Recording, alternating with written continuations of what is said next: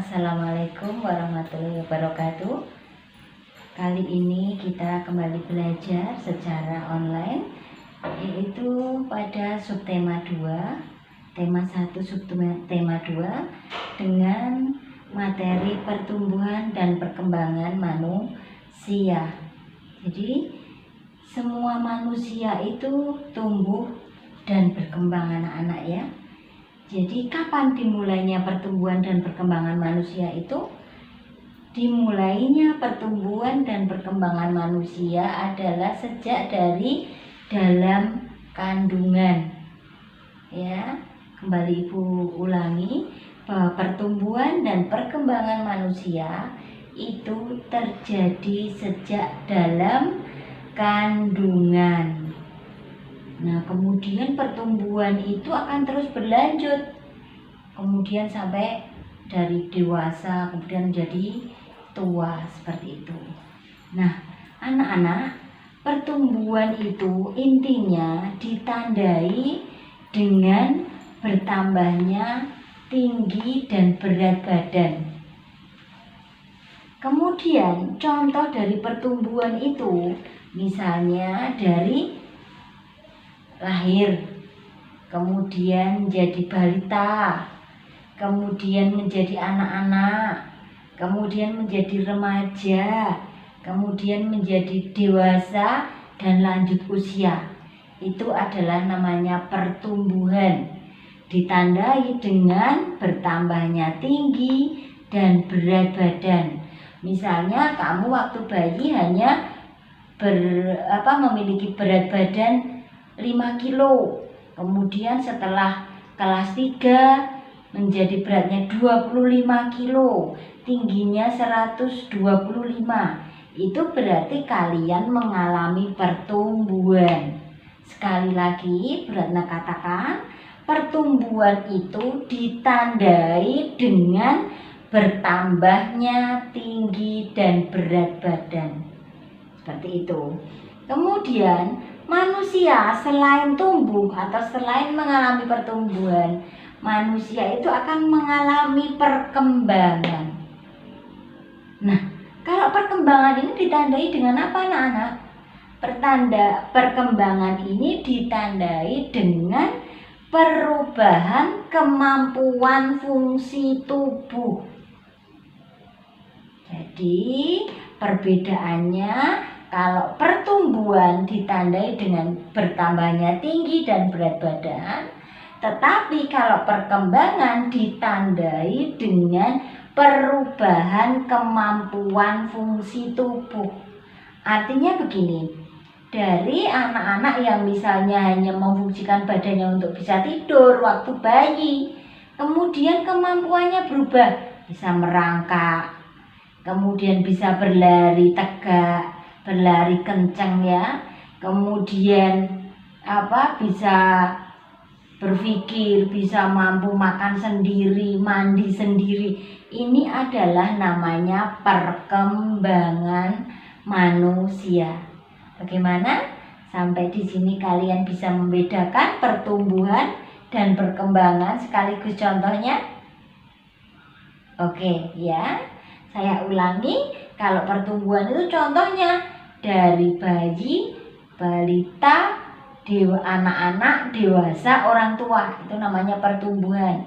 Kalau perkembangan, dari hanya bayi yang bisa nangis, kemudian bisa merangkak, kemudian bisa berjalan, berlari, makan sendiri, mandi sendiri ya. Itu namanya adalah perkembangan manusia. Anak-anak semoga bisa memahami ini. Kemudian kita lanjutkan materinya. Nah, ada beberapa faktor yang mempengaruhi perkembangan dan pertumbuhan. Ada beberapa faktor yang mempengaruhi pertumbuhan dan perkembangan manusia. Di antaranya yang pertama adalah faktor genetis. Ya, jadi faktor-faktor yang mempengaruhi pertumbuhan manusia itu ada banyak hal.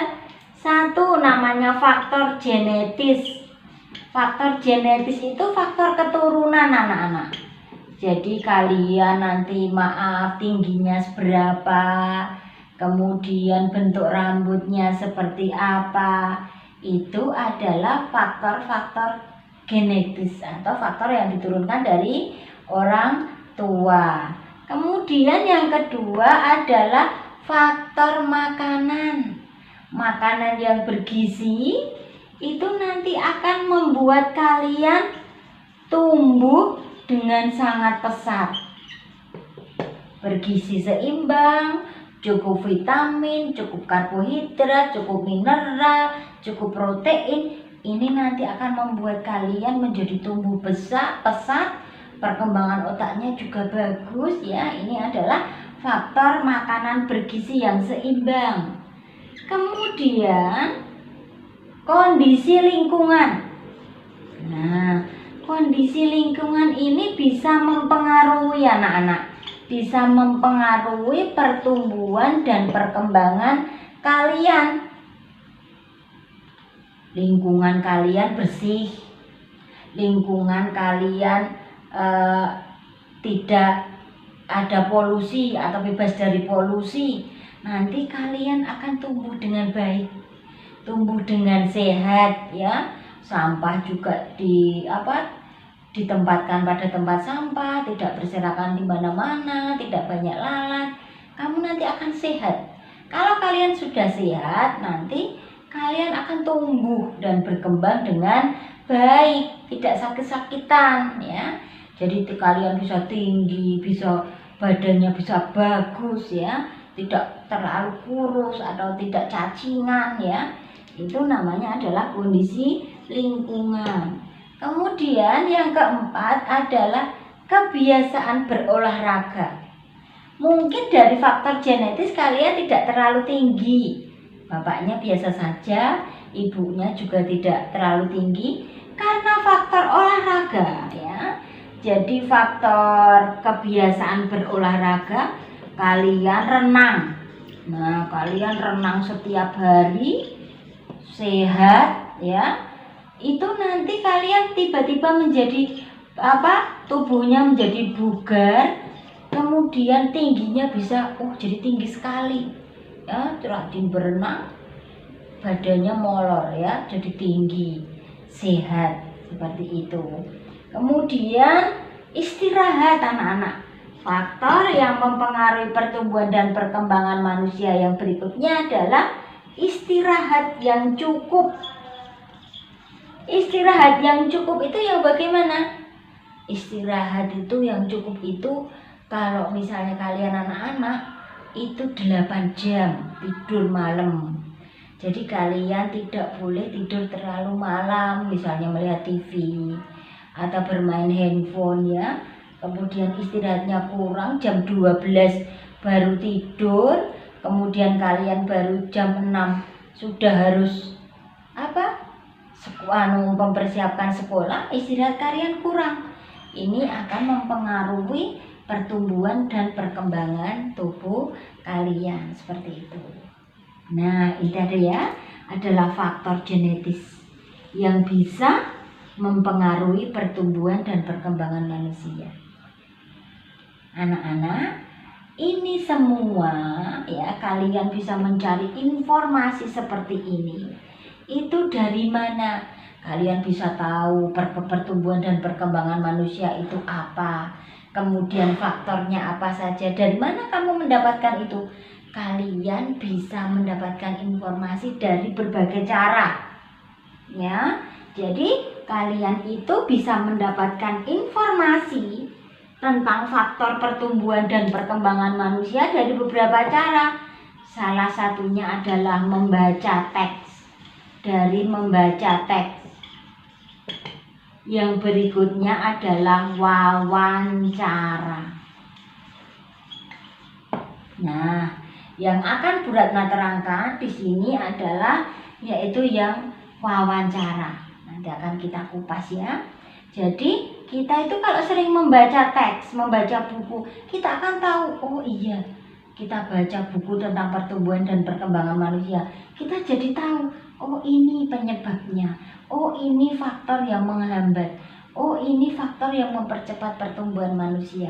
Seperti itu ya, dari teks bisa. Kemudian yang kedua adalah dari wawancara. Wawancara itu apa, anak-anak? Ya, wawancara adalah pembicaraan, ya, pembicaraan dua orang atau lebih, ya, dua orang atau lebih, ya, untuk mendapatkan informasi. Mendapatkan informasi. Contohnya seperti apa? Contohnya wawancara itu misalnya kamu bertanya kepada ibumu, itu sudah wawancara. Dua orang, kemudian kamu menanyakan kepada ibumu, Ibu, dulu waktu saya lahir itu berat badan saya berapa? Kemudian waktu saya lahir saya nangisnya keras enggak? Waktu bayi saya makannya apa? Nah, itu merupakan suatu bentuk wawancara yang sederhana. Pembicaraan dua orang atau lebih untuk mendapatkan informasi. Jelas? Kemudian berikutnya adalah ketika kita akan wawancara, ya, kita akan wawancara, itu kita akan menemui yang namanya narasumber. Narasumber itu siapa? Narasumber adalah orang yang memberikan informasi. Memberikan informasi. Nah, seperti ini. Jadi ketika kita mau, misalnya kita mau mewawancarai tentang seorang anak yang berbakat, misalnya bernyanyi atau berbakat dalam bidang kesenian, kita tanya kepada dia, sejak kapan kamu bisa menyanyi? Nah, yang menjawab itu, yang memberikan informasi itu disebut dengan narasumber. Oh, saya bisa menyanyi sejak umur 2 tahun. Kemudian saya mengikuti lomba-lomba. Nah, ini adalah orang yang memberikan informasi. Namanya disebut narasumber. Kemudian orang yang melakukan wawancara disebut reporter, ya. Reporter atau pewawancara, ya, ini namanya adalah orang yang mencari informasi.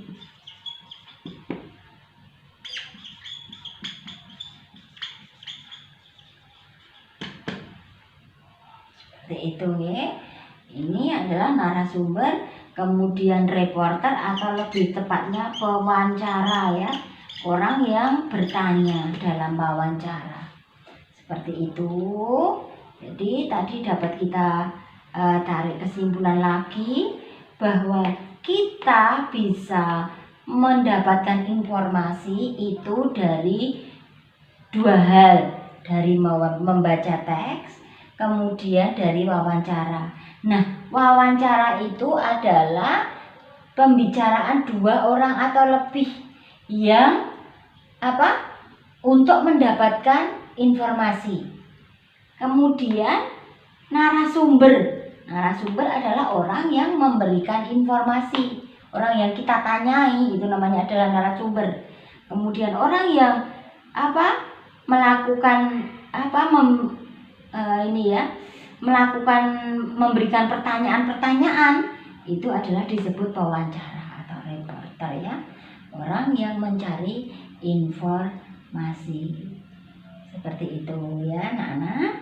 Kemudian Bu Ratna juga akan menerangkan, kalau kita mau wawancara, kita misalnya hari ini ada jadwal atau diberi tugas untuk mewawancarai petani melon. Nah, seperti itu. Kira-kira apa yang harus kita persiapkan sebelum kita ketemu dengan sebelum kita ketemu dengan orang yang akan kita wawancarai tadi, atau sebelum kita melakukan wawancara. Yang perlu kita persiapkan adalah satu, menentukan tempat dan tanggal wawancara. Nah, ini kita janjiin dulu.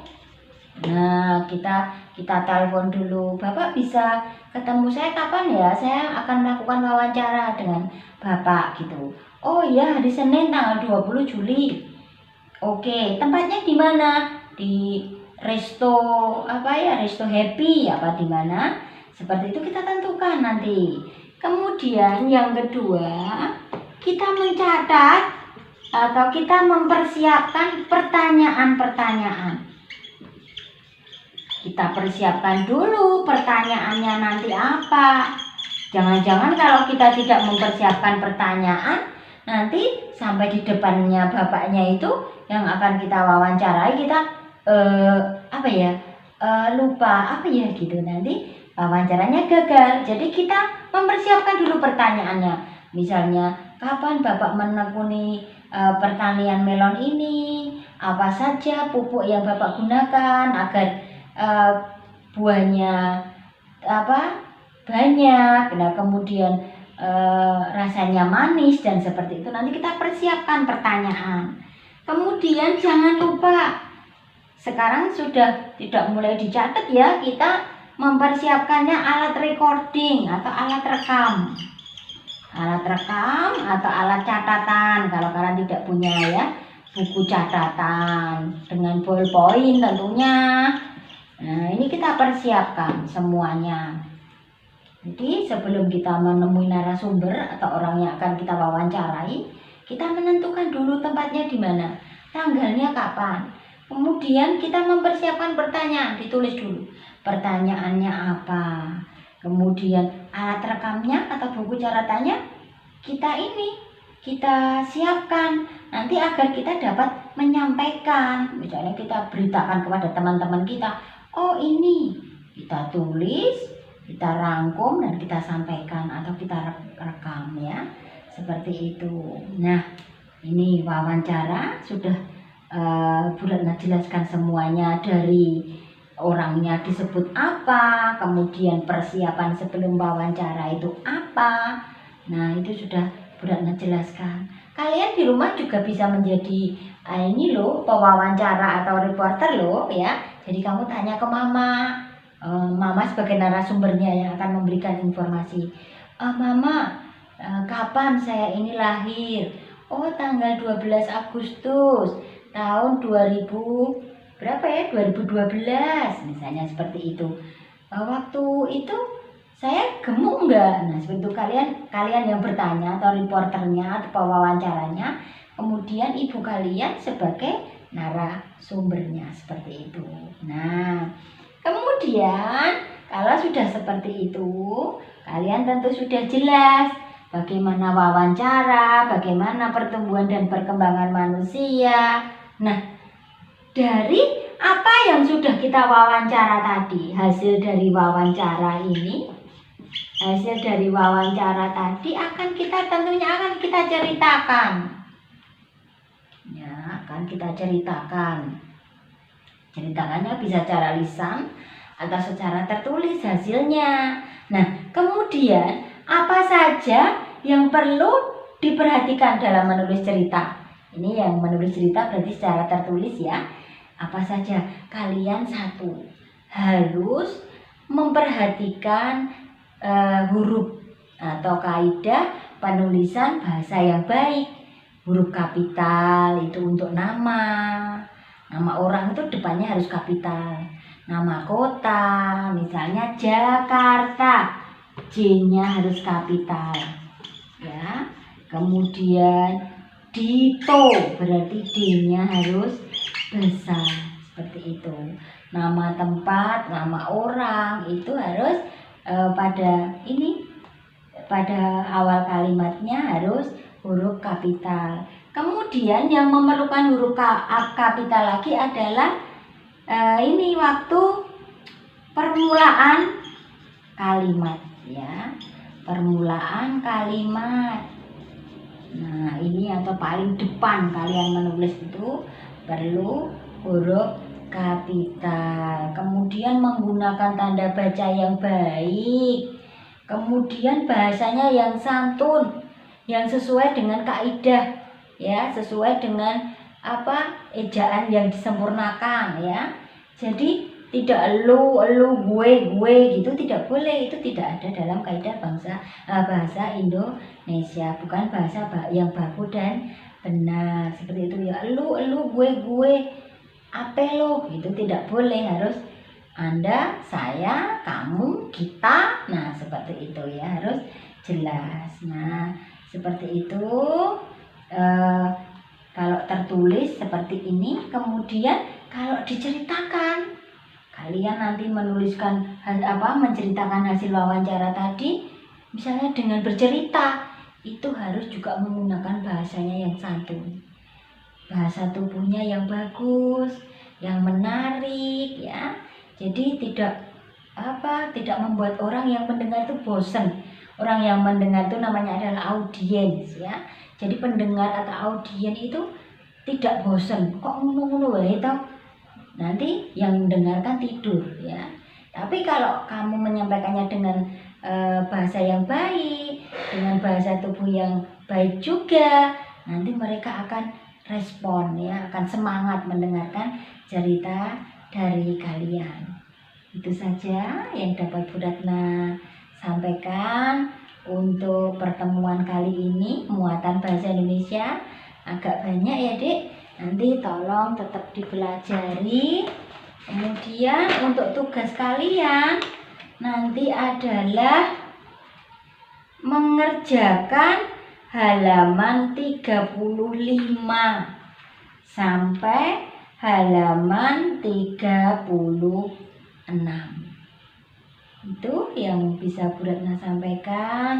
Semoga kalian tetap semangat, dan nanti pengumpulan tugasnya menunggu instruksi dari Bu Ratna. Itu saja untuk muatan bahasa Indonesia. Terima kasih atas perhatiannya. Billahi taufiq wal hidayah.